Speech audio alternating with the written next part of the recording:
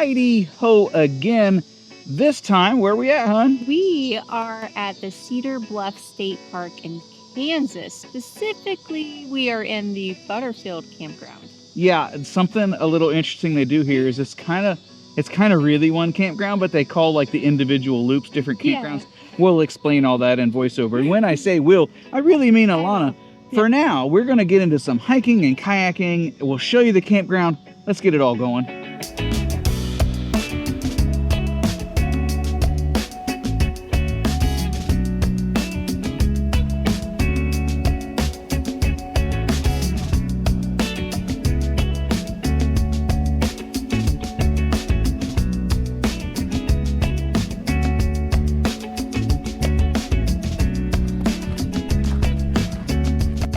Well, as you likely have already guessed, we've decided to start our first full day here with a hike, specifically on the South Shore area, the Agave Trail, I believe it's called. Now, as far as details, well, we don't know. We'll post up below, and if you follow us on Midlife Rovers on all trails, we're going to submit this trail because we had a really hard time finding information on it.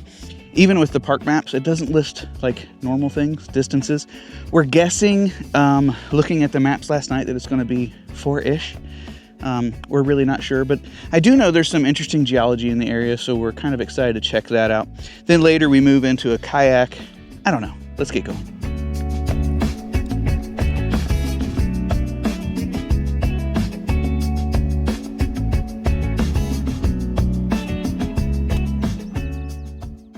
The Agave Nature and Ridge Trail Loop is in the Page Creek area of the park. The trail is a lovely hike through a prairie with small hills out to a bluff overlook of the reservoir. While there are stretches with tree cover, for the most part you are completely out in the open, so it was pretty warm on our hike. You do travel about 4 miles on gravel roads to the dead end to access the trailhead, but it is well maintained and worth the effort. We ended with 5.25 miles and 266 feet of elevation gain.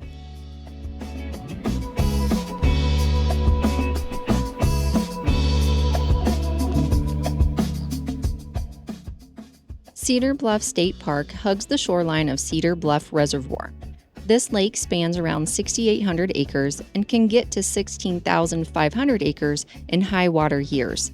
Even in drier years, you'll usually find the reservoir sitting at a depth between 42 and 48 feet, still plenty deep for boating, fishing, and lakefront lounging.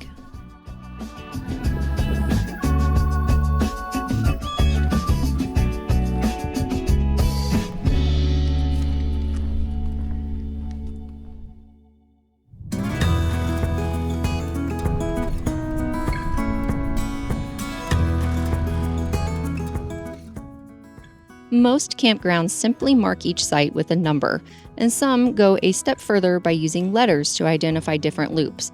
But at Cedar Bluff, they've taken a more creative approach, dividing the loops into named areas instead. There are 6 on the south side and 6 on the north side. This south side of the reservoir has about 500 acres of the state park. It is not quite as developed, but provides some of the finest primitive camping with its large shade trees and sandy shorelines. The campground loops on this side are spread out and do include some full hookup sites and shower houses as well. We would consider this to be the more overlandy side.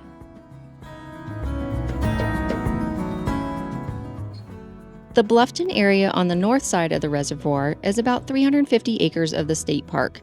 It has the majority of the campsites and 6 cabins that are available to reserve. Almost every site has plenty of parking space for your toys or additional vehicles, whether it is on concrete, gravel, or the grass around your site. Ready to go for a paddle? Let's go. Let's do it.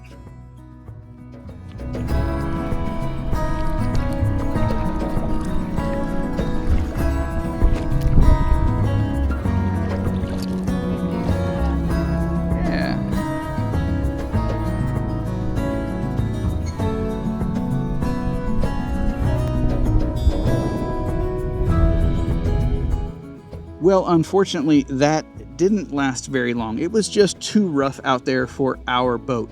We had to spend a tremendous amount of time navigating to make sure that the front of the boat was pointing into some of the wakes that the boats were making and just general whitecaps. from the wind. While the boat was handling it pretty well, we had a couple swells that brought it right to the top, and I just didn't want to bring it in.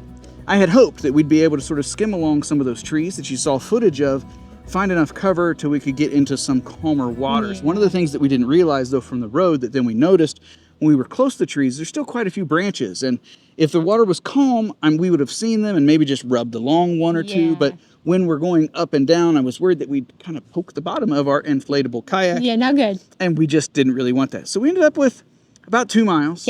It was nice. I am sure that there is tremendous paddling here, either when it's not as windy or perhaps even on a weekend when there isn't as much boat traffic and there's not as much waves during the being week. made. During the week I think would maybe do better. There also might be some better put in positions that would keep you covered, perhaps on the other side of the lake or where the wind was coming from. That way it didn't get because where we put in, it had the full-fledged effect of the wind coming across the lake. So anyway, really good time. I'm not sure. We're going to try to get the boat dried out, have some dinner here this evening, and then there might be time for one more short hike in the morning. Who knows? We'll see. Good late morning, at least late in terms of how we normally start.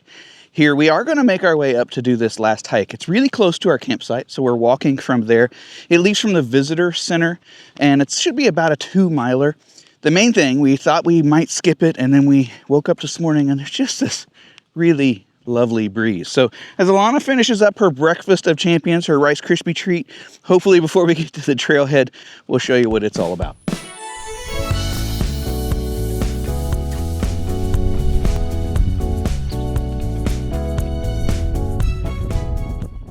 The Butterfield and Smoky Hill trails wind through an open field with long-distance views of the reservoir. We ended up with 2.6 miles and 135 feet of elevation gain.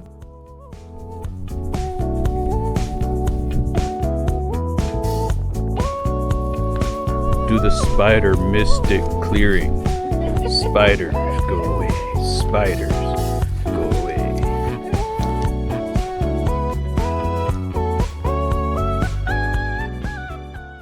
Cedar Bluff is teeming with wildlife.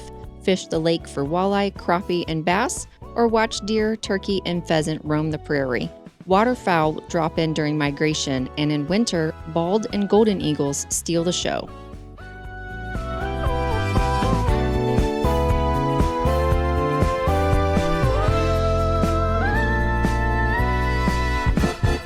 There it is. It's a wrap. Cedar Bluff State Park here in Kansas. We had a really, really good time, but it's time now for us to hit the road.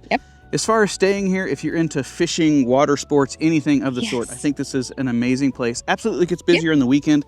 We're one of the later ones to leave with that hike this morning, so we've noticed that it's pretty empty in here. So if you were staying for the week, I think you would have even a more remote experience. I think it would empty out for you quite nicely. We recommend it. We're going to add it to our list of possible revisit spots. It's very close off 70, as Alana mentioned in the voiceover, so it's easy to get to. Hopefully you enjoyed it. Hopefully you visit, and we'll see you at our next destination soon. Bye-bye. Bye.